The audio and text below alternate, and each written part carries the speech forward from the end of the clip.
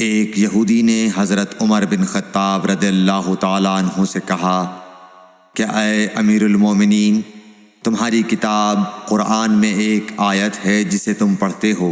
अगर वो हम यहूदियों पर नाजिल होती तो हम इसके नज़ूल के दिन को यौम ईद बना लेते।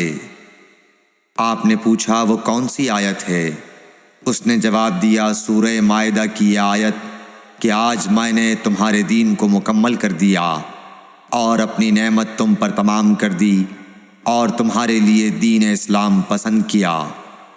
हज़रत उमर रज़ियल्लाहु ताला अन्हु ने फरमाया कि हम इस दिन और इस मकाम को खूब जानते हैं।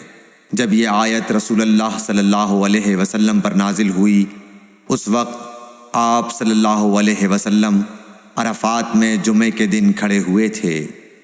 सही बुखारी हदीस नंबर 45।